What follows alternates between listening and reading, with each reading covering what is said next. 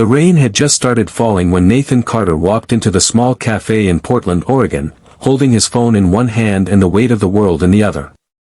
Life had taught him many things in the last 5 years, but tonight would teach him something he never expected.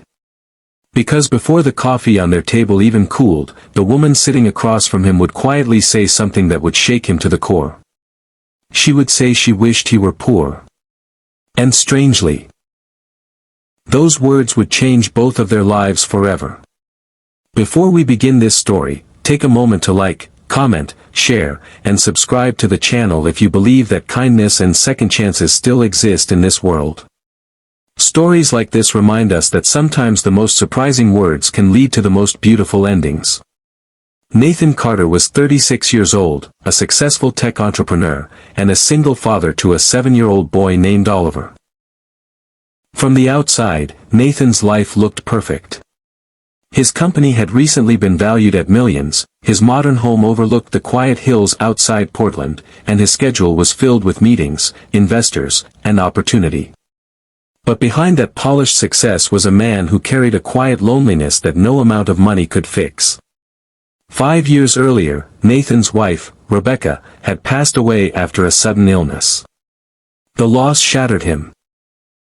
Overnight he became both father and mother to Oliver, learning how to braid hair for school events, pack lunches, and comfort a child who sometimes woke up crying for the mother he barely remembered. Nathan poured his heart into raising his son, but somewhere along the way, he forgot how to live for himself. Friends eventually convinced him to try dating again. After months of hesitation, he finally agreed to meet someone named Clara Mitchell, a 32-year-old nurse who had recently moved to Portland from Ohio. Their first conversation online had been simple and sincere. She seemed kind, thoughtful, and surprisingly honest. That honesty, however, was about to catch Nathan completely off guard. Clara arrived at the cafe wearing a soft gray coat and simple black shoes. Her chestnut hair was tied loosely behind her head, and there was a calm, warm expression in her eyes that made Nathan feel unexpectedly comfortable. She wasn't trying to impress anyone. She wasn't pretending to be perfect. And somehow that simplicity made her stand out. The first few minutes of their date were polite and normal. They talked about work, about the rainy weather in Oregon, about favorite movies and childhood memories. Nathan mentioned Oliver, and Clara listened with genuine interest, smiling when he described how his son insisted on wearing superhero pajamas to breakfast every morning. But as the conversation continued, Clara grew quiet. She looked down at the coffee in her hands for a moment, as if deciding whether to say something risky. Then she finally said it.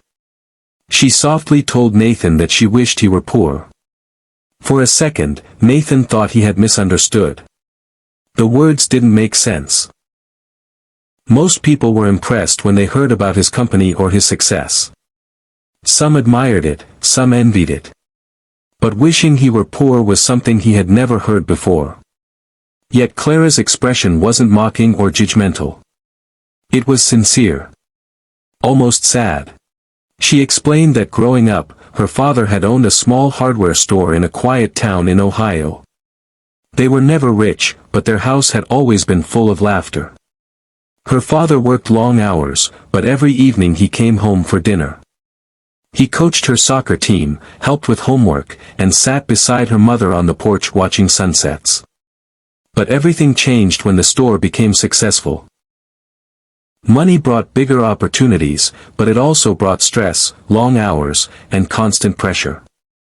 Her father expanded the business, opened more locations, and slowly became someone who was always working. The laughter disappeared. The dinners stopped.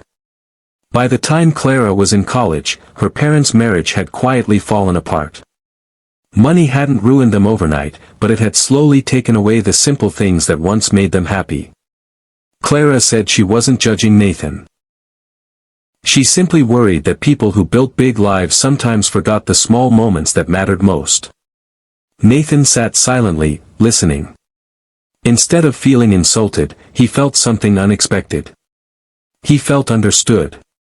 Because the truth was that Clara had unknowingly touched the one fear Nathan carried every day. Since Rebecca's death, Nathan had pushed himself harder than ever at work. He told himself it was for Oliver's future, for security, for stability. But some nights he looked at his son sleeping and wondered if he was slowly becoming the kind of father who was always busy. Clara's words didn't accuse him of anything.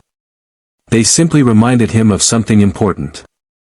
Over the next hour, the conversation changed. It became deeper, more honest, more real than either of them expected from a first date. Nathan told Clara about Rebecca, about the hospital nights, about the promise he made to be strong for Oliver even when he felt completely broken.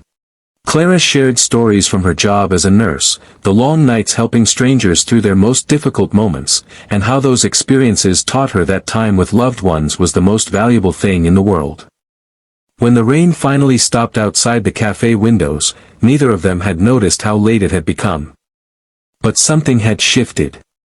Nathan drove home that night thinking about Clara's unusual sentence again and again. "I wish you were poor." At first it sounded strange. But slowly he realized it wasn't about money at all. It was about priorities. The next morning, Nathan made a decision that surprised even himself. He canceled 2 meetings that afternoon and picked Oliver up from school early. Instead of working late, they went to a small park near their house. Oliver ran across the playground laughing while Nathan sat on a wooden bench watching him. For the first time in months, Nathan didn't feel rushed. He felt present. Over the next few weeks, Nathan and Clara continued seeing each other. She met Oliver, bringing homemade cookies and listening patiently as the boy explained the complicated backstory of every superhero toy he owned. Clara never tried to replace Oliver's mother, but she treated him with gentle kindness that slowly earned his trust. Nathan also began making changes in his life. He stepped back slightly from the constant expansion of his company. He delegated more responsibilities to trusted colleagues. For the first time since Rebecca's passing, he allowed himself to breathe.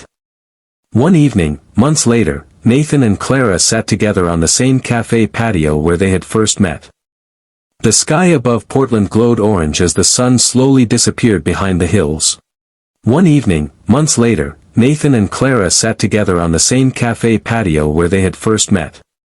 The sky above Portland glowed orange as the sun slowly disappeared behind the hills. Nathan smiled and told Clara something he had been thinking about for a long time. He said that her strange sentence on their first date had been the best advice anyone had given him in years. Clara laughed softly, embarrassed. But Nathan shook his head. Because sometimes the most honest words are the ones that change our direction. Before this story ends, I want to ask something special from you. Please write in the comments, family and kindness matter more than money. Your words might inspire someone who needs to hear it today. Nathan didn't become poor. But he did become something far more important. He became a father who never missed Oliver's school plays. A man who learned to close his laptop and sit quietly on the porch with someone he loved. And someone who finally understood that success is not measured by wealth, but by the moments we choose not to miss. And if this story touched your heart even a little, please like the video, share it with someone you care about, and subscribe to the channel so more people can hear stories that remind us what truly matters in life. Because sometimes the most surprising words lead us back to the life we were meant to live.